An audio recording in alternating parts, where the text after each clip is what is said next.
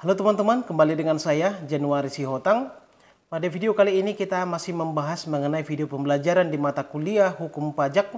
Dan kali ini kita sudah memasuki video yang ke-23 atau video terakhir di dalam mata kuliah Hukum Pajak. Dan temanya adalah pajak ganda internasional. Nah, berbicara mengenai pajak ganda internasional tentu ini tidak terlepas dari pembahasan di video sebelumnya mengenai hukum pajak internasional. Karena logika sederhananya teman-teman bahwa hukum pajak internasional itu dibutuhkan karena dalam praktik pemungutan pajak sering muncul yang namanya pajak berganda. Pajak berganda itu secara sederhana adalah ketika dalam satu peristiwa pajak yang sama dengan subjek pajak yang sama dan objek pajak yang sama, ternyata subjek pajak itu dipungut lebih dari satu kali pajak. Dan ini biasanya muncul karena adanya perbedaan penerapan norma pemungutan pajak. Nanti akan saya jelaskan apa sih yang dimaksud dengan norma pemungutan pajak, lalu kemudian bagaimana mekanisme yang bisa dilakukan untuk menyelesaikan perbedaan penerapan norma ini sehingga tidak memberatkan kepada subjek pajak. Oke, kita langsung mulai ke bagian yang pertama, yaitu pengertian daripada pajak ganda internasional. Dalam membahas mengenai pengertian pajak ganda internasional ini, saya akan mengutip pendapat dari 3 pakar hukum pajak. Yang pertama adalah dari Spitaler. Spitaler mengatakan bahwa pajak ganda internasional adalah konflik norma yang timbul apabila otoritas pajak yang berbeda yang berasal dari berbagai teritorial pajak yang berdaulat melakukan pungutan yang sama atau sejenis atas objek kena pajak yang sama yang dimiliki oleh subjek kena pajak yang sama, baik secara yuridis maupun ekonomis atau kedua-duanya, dan atas dasar yang sama pula. Jadi ini pengertiannya lumayan panjang teman-teman. Jadi biar Anda bisa lebih mudah menangkap apa makna pajak ganda internasional menurut Spitaler ini, maka pengertian ini akan saya kerucutkan menjadi 5 bagian besar. Yang pertama, bahwa pajak ganda internasional itu timbul karena ada beberapa negara pemungut pajak. Ya tentu ya, karena memang namanya pajak ganda dan dilabeli dengan frasa internasional, berarti ini adalah terkait dengan hubungan antara satu negara dengan negara yang lain. Walaupun nanti ini bisa dibagi-bagi apakah dia bilateral. Bilateral itu antara 2 negara ya, negara A dengan negara B misalnya. Kemudian ada juga secara regional. Kalau dikatakan regional berarti beberapa negara yang berada di kawasan yang sama, ya misalnya ASEAN ataupun Masyarakat Ekonomi Eropa. Atau ada juga yang namanya multilateral. Kalau dikatakan multilateral berarti di berbagai penjuru negara dunia. Misalnya hal yang sama dilakukan oleh Eropa, Asia, Amerika, Australia dan segala macam. Oke, itu yang pertama. Kemudian yang kedua, ada norma yang bertentangan atau berkonflik. Nah, ini yang menjadi salah satu penyebab utama daripada pajak ganda internasional. Karena adanya pertentangan norma penerapan hukum pajak. Jadi misalnya ya, pertentangan norma yang sering terjadi adalah antara negara yang menganut norma pemungutan pajak berdasarkan asas domisili dan berdasarkan asas sumber. Kalau dikatakan berdasarkan asas domisili, yaitu bahwa negara yang bersangkutan memungut pajak setiap warga negara atau setiap perusahaan yang berada di wilayah yurisdiksinya. Tidak masalah apakah pendapatan atau penghasilan dari warga negara maupun perusahaan tersebut didapatkan dari dalam negeri ataupun dari luar negeri. Tapi di sisi lain ada juga yang namanya asas sumber. Negara yang menganut asas sumber ini berpendapat bahwa setiap orang, setiap perusahaan yang penghasilannya bersumber dari negaranya, tidak masalah apakah dia tinggal di negara itu atau di luar negeri, tetapi sekali lagi selama penghasilannya didapatkan dari negaranya, maka dia berwenang untuk memungut pajaknya. Nah, perbedaan dasar ataupun norma pemungutan pajak inilah yang sering menimbulkan pajak ganda internasional. Jadi saya buat satu contoh ya. Misalnya si Budi tinggal di negara A yang menerapkan asas domisili, Lalu kemudian dia bekerja ataupun mendapatkan penghasilan dari negara B yang menerapkan asas sumber. Di negara A, karena dia tinggal atau berdomisili di negara A, maka negara A berwenang untuk memungut pajak atas penghasilannya.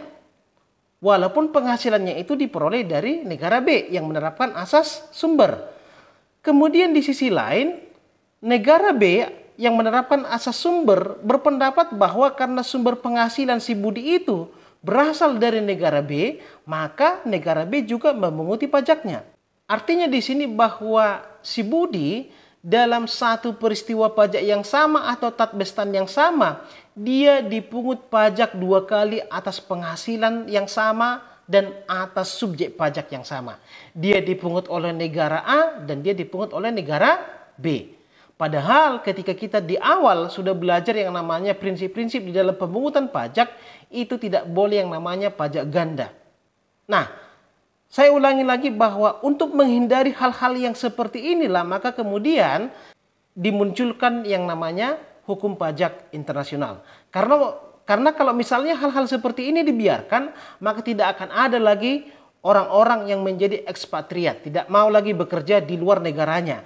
Kalau sudah terjadi hal yang seperti ini, maka perekonomian dunia itu tidak akan bisa berkembang. Karena tidak mungkin satu negara itu bisa berkembang, maju, tumbuh hanya dengan mengandalkan warga negaranya sendiri.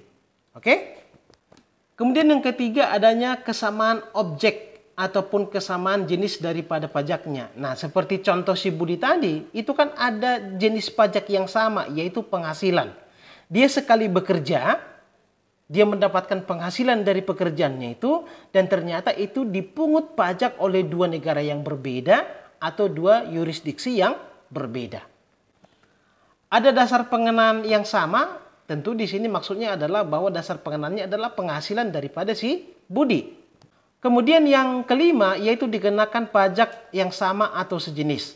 Jadi kalau kita lihat contoh si Budi tadi bahwa pajak yang dikenakan oleh negara A dan negara B itu kan sama-sama pajak penghasilan atau PPh. Itu pengertian pajak ganda internasional menurut Spitaler. Lalu kemudian kita lihat pengertian pajak ganda internasional menurut Othmar Müller. Nah, menurut Othmar Müller bahwa pengertian pajak ganda internasional itu bisa dibagi atas 2, yaitu dalam arti sempit maupun dalam arti luas. Walaupun nanti kalau kita telaah lebih dalam pengertian pajak ganda internasional menurut si Müller ini hampir sama juga dengan yang dikatakan oleh si Spitaler.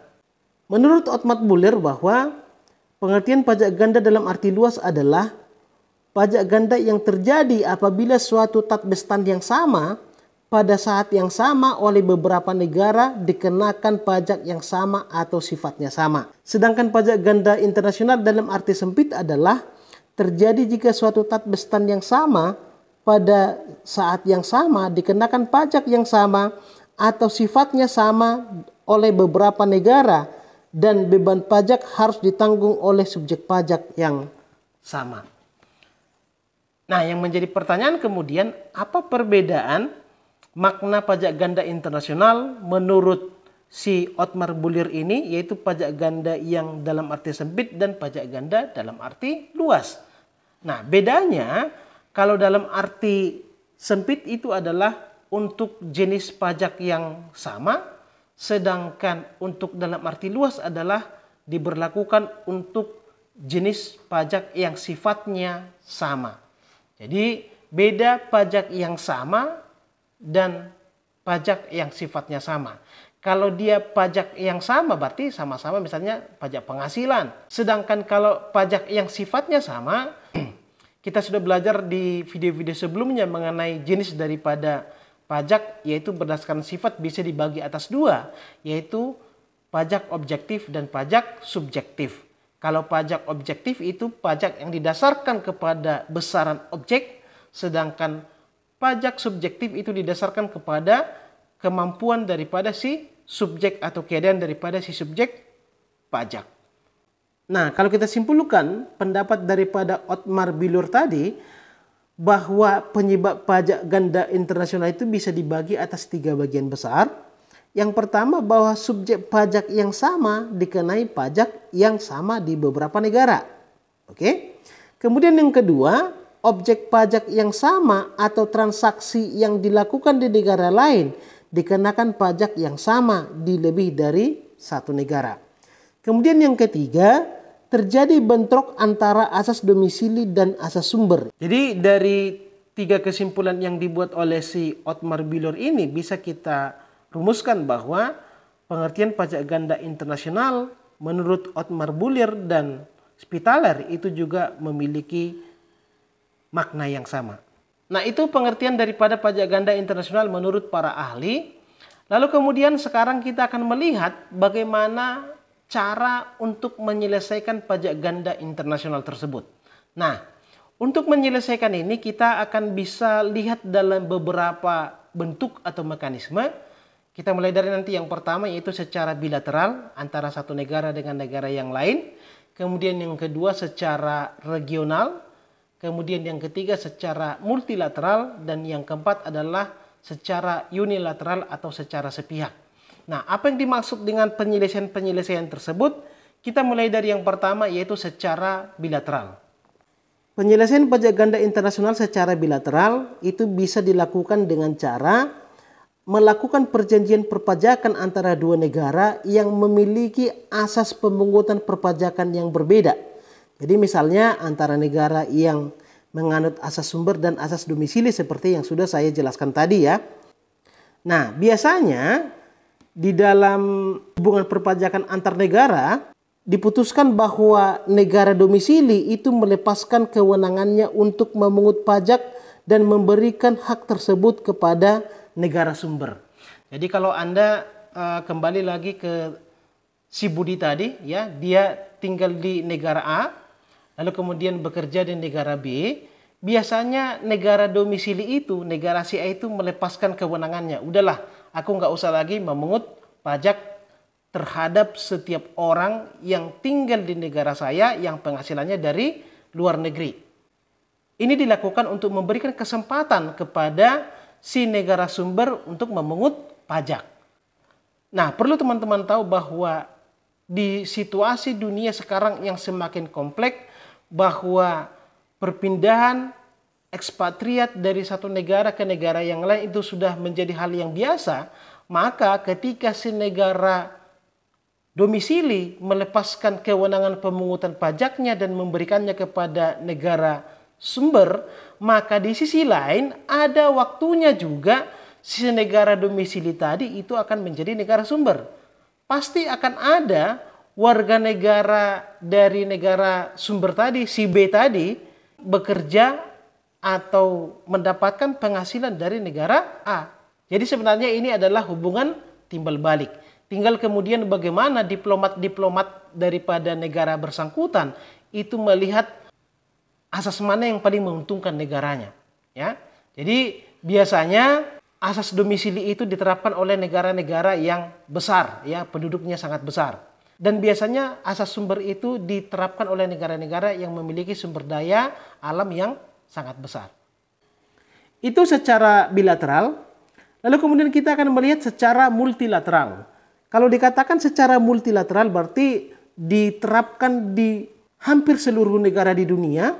Dalam hal ini, negara-negara di berbagai belahan dunia itu membuat suatu perjanjian internasional yang diikuti oleh banyak negara dengan menyepakati mekanisme pemungutan pajak terhadap objek pajak dan subjek pajak tertentu. Jadi biasanya banyak negara menyepakati perjanjian ataupun konvensi internasional ini karena mereka merasakan hal yang sama. Oke? Salah satu contoh nyata daripada penyelesaian pajak ganda internasional secara multilateral ini adalah adanya Konvensi Wina tahun 1961. Isinya adalah bahwa kantor kedutaan besar ataupun kantor konsul atau dalam hal ini adalah kantor perwakilan diplomatik suatu negara itu tidak akan dipajaki oleh negara yang bersangkutan. Jadi misalnya ketika kantor diplomatik Indonesia ada di Amerika, walaupun tanahnya adalah tanah Amerika, bangunannya itu ada di Amerika, tapi Amerika tidak akan memajaki kantor diplomatik tersebut. Apakah itu kantor kedutaan besar atau kantor konsul. Tetapi ada syaratnya bahwa hal yang sama juga diterapkan oleh Indonesia kepada Amerika. Jadi kalau ada kantor kedubes maupun konsul Amerika di Indonesia, Indonesia juga tidak akan memajakinya walaupun kantor tersebut letaknya ada di Indonesia. Jadi ini ditandatangani oleh hampir seluruh negara yang ada di dunia pada Konvensi Wina tahun 1961. Kemudian penyelesaian pajak ganda internasional yang ketiga adalah secara kebiasaan internasional. Kalau dikatakan kebiasaan berarti hal-hal yang sudah dilakukan secara berulang-ulang oleh berbagai negara di dunia. Nah, kebiasaan internasional ini dilakukan oleh negara yang belum mengatur pajak ganda internasional di dalam undang-undang pajak nasionalnya. Begitu juga dengan negara yang belum meratifikasi perjanjian internasional tentang pajak ganda internasional. Biasanya ketika belum ada perjanjian internasional bahwa yang berwenang untuk memungut penghasilan itu adalah negara sumber. Nah, karena ini adalah salah satu kebiasaan yang dilakukan oleh berbagai negara di dunia, maka walaupun negara X misalnya belum mengadopsi ataupun belum meratifikasi kesepakatan internasional tersebut ke dalam hukum negaranya, maka dia menganggap juga bahwa yang berwenang untuk memungut pajak adalah negara sumber. Walaupun sekali lagi bahwa ketentuan-ketentuan atau perjanjian-perjanjian pajak internasional tersebut belum diratifikasi ke undang-undang di negaranya. Karena sekali lagi saya katakan kepada Anda bahwa perjanjian atau konvensi internasional tidak bisa langsung berlaku di suatu negara. Dia baru bisa berlaku ketika ada yang namanya proses ratifikasi. Mengadopsi atau mengubah ketentuan daripada perjanjian internasional tersebut ke dalam hukum nasional. Karena setiap negara itu memiliki kedaulatan. Karena dia berdaulat maka dia tidak bisa dicampuri oleh negara lain, tidak bisa dicampuri oleh organisasi internasional lain. Nah, kemudian yang keempat, penyelesaian pajak ganda internasional bisa dilakukan secara unilateral atau secara sepihak. Jadi dalam bilateral, lalu kemudian multilateral dan konvensi internasional, ini adalah kebiasaan-kebiasaan dan perjanjian-perjanjian yang sudah dibuat oleh antar negara. Eksekusinya itu dilakukan secara unilateral atau secara sepihak, yaitu ketika perjanjian-perjanjian perpajakan tersebut diadopsi atau diratifikasi ke dalam hukum nasional suatu negara. Nah, ada beberapa bentuk penyelesaian pajak ganda internasional yang diadopsi oleh negara-negara di dunia ke dalam hukum nasionalnya. Yang pertama adalah tax exemption. Nah, apa itu yang dimaksud dengan tax exemption? Yaitu dilakukan dengan melepaskan haknya untuk memungut pajak terhadap objek pajak sumber atau asalnya dari luar negeri. Dengan demikian, hak pemungutan pajak itu diserahkan kepada negara luar yang menjadi sumber penghasilan tersebut. Secara sederhana ya, saya buat satu contoh. Misalnya si Budi, dia tinggal di negara A yang menerapkan asas domisili, maka untuk penghasilannya yang didapatkan dari luar negeri itu tidak dikenakan pajak oleh negaranya sendiri. Jadi dibiarkan saja negara sumber itu yang mengenakan pajak kepada si Budi. Kemudian yang kedua ada namanya tax credit. Tax credit ini adalah dilakukan dengan cara memberikan pengurangan pajak apabila penghasilan yang diperoleh subjek pajak bersumber dari luar negeri, di mana penghasilan tersebut dikenakan pajak baik di dalam negeri maupun di luar negeri. Jadi misalnya ya, kalau kita buat contoh si Budi tadi ya, dia tinggal di negara A yang menerapkan asas domisili, kemudian dia bekerja di negara B yang menerapkan asas sumber. Kalau misalnya penyelesaian pajak ganda internasional yang disepakati antara negara A dan negara B adalah tax credit, maka pajak yang dibayarkan oleh si Budi di negara B, di negara sumber tadi, itu dikurangkan ketika negara domisili akan memungut pajak si Budi. Jadi misalnya si Budi dengan penghasilan tertentu harusnya dia dipajak oleh negara domisili atau negara A adalah 1 miliar rupiah. Tetapi oleh negara B yang menjadi negara tempat dia mendapatkan penghasilan itu, dia sudah dipajaki 800 juta rupiah. Nah, dengan mekanisme tax credit, maka ketika si negara domisili atau si negara A akan memungut pajak si Budi, maka tidak lagi 1 miliar. Walaupun misalnya menurut ketentuan tarif pajak penghasilan bahwa harusnya dia membayar 1 miliar. Tapi karena negara B sudah mengenakan pajak 800 juta kepada si Budi, maka pajak yang harus dibayar si Budi kepada negara A adalah 1 miliar dikurang 800 juta. Jadi cukup si Budi membayar 200 juta kepada negara domisili. Itulah makna daripada tax credit. Kemudian kita masuk ke mekanisme yang ketiga, yaitu reduce rate for foreign income. Jadi artinya di sini bahwa negara domisili subjek pajak tetap mengenakan pajak terhadap penghasilan yang diperoleh dari luar negeri. Hanya saja tarif pajak tersebut diperingan dari tarif pajak yang dilaksanakan oleh negara sumber. Contoh kasusnya kita kembali ke si Budi tadi. Kalau si Budi tadi, seandainya di negara sumber atau di negara B, di negara tempat dia bekerja, itu menerapkan tarif pajak 10% dari penghasilan si Budi. Jadi misalnya kalau penghasilan si Budi itu semuanya adalah 10 miliar, baru kemudian dia dikenakan pajak 10% dari 10 miliar berarti 1 miliar. Maka ketika si negara domisili akan memungut pajak si Budi untuk menghindari si Budi membayar 2 kali lipat pajaknya, yaitu pajak kepada negara sumber dan negara domisili, maka negara domisili itu akan mengurangi tarif pajak penghasilan kepada si Budi. Kalau negara sumber tadi, negara B itu mengenakan 10%, maka negara domisili atau negara A cukup misalnya mengenakan 5% dari penghasilan si Budi. Jadi ketika berlaku yang namanya pajak berganda, harusnya si Budi itu membayar 2 miliar. Ya, 10% atau 1 miliar kepada negara A dan 1 miliar kepada si negara B. Tapi karena dilarang yang namanya pajak berganda dan dilakukanlah mekanisme reduce rate for foreign income, maka kemudian negara A hanya menerapkan 5% atau 500 juta kepada si Budi. Jadi Budi tidak lagi membayar 2 miliar tetapi cukup membayar 1,5 miliar. Oke? Kemudian kita masuk ke metode yang terakhir, yaitu tax deduction for foreign income.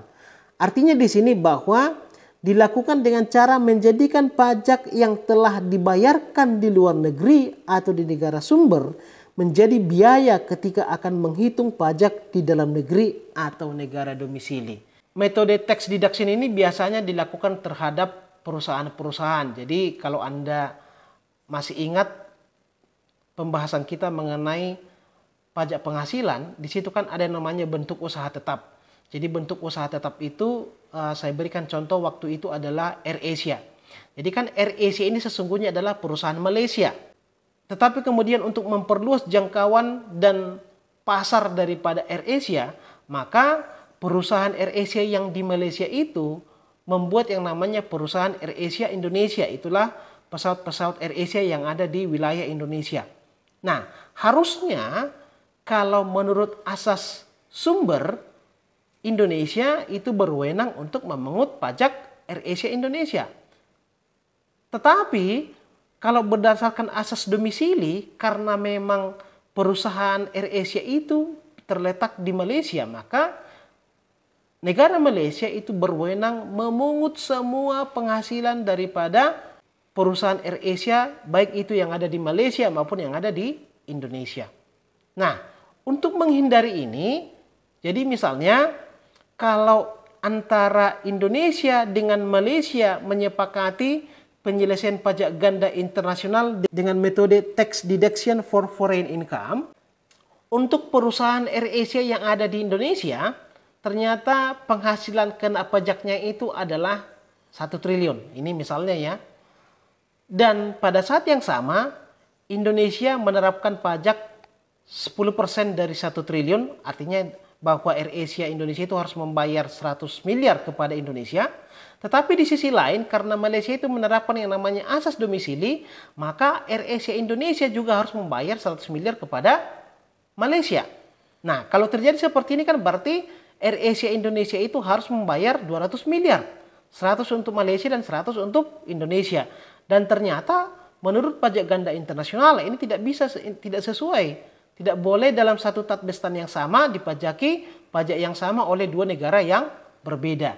Nah, kalau misalnya Indonesia dan Malaysia menyepakati mekanisme penyelesaian pajak ganda internasional dengan metode tax deduction ini, maka pajak yang dibayar oleh AirAsia Indonesia di Indonesia yang 100 miliar itu dianggap sebagai biaya. Karena kita ketahui bahwa ketika membahas pajak penghasilan dulu, yang namanya biaya itu dikurangkan di dalam menghitung pajak. Ketika Malaysia ingin menghitung pajak daripada perusahaan AirAsia Indonesia tersebut, maka dasarnya bukan lagi penghasilan AirAsia Indonesia itu 1 triliun, tidak lagi. Tetapi sudah dikurangi 100 miliar karena pajak yang dibayarkan oleh AirAsia Indonesia di Indonesia tadi itu sudah dianggap sebagai biaya. AirAsia Indonesia itu akan membayar pajak di Malaysia dengan perhitungan 10% dari 1 triliun kurang 100 miliar. Berarti jumlah pajaknya adalah 10% dari 900 miliar. Dengan demikian, AirAsia Indonesia itu akan membayar pajak di Malaysia hanya sekitar 90 miliar. Jadi kalau dalam pajak ganda tadi, AirAsia Indonesia itu harus membayar 200 miliar. Tetapi dengan adanya metode tax deduction ini, AirAsia itu cukup membayar 190 miliar. Itu metode-metode yang disepakati oleh berbagai negara untuk menghindari pajak ganda internasional, dan ini berbeda-beda antara satu negara dengan negara yang lain. Tentu masing-masing diplomat daripada negara yang bersangkutan akan melihat kira-kira metode yang mana yang paling menguntungkan negaranya, atau paling tidak metode yang mana yang menguntungkan kedua-duanya atau win-win solution. Karena hanya dengan cara seperti inilah hubungan atau kerjasama antara negara yang satu dengan negara yang lain itu akan bisa berjalan dengan baik. Karena kalau dalam hal perpajakan itu hanya memenangkan atau menguntungkan satu negara saja, maka tentu perdagangan internasional, kerjasama ekonomi internasional itu tidak akan berjalan lebih lama lagi. Oke, itulah teman-teman video pembelajaran mengenai pajak ganda internasional. Memang agak-agak ribet teman-teman, tapi memang inilah faktanya bahwa hukum pajak ini sangat detail. Hukum pajak ini banyak hal-hal yang perlu dipelajari, dan di dalam hukum pajak ini juga kita harus memperbandingkan antara negara yang satu dengan negara yang lain supaya tidak terjadi yang namanya pajak ganda internasional. Oke, semoga video ini bermanfaat. Terima kasih untuk perhatian Anda. Kita bertemu di video pembelajaran-pembelajaran di mata kuliah yang lain. Terima kasih.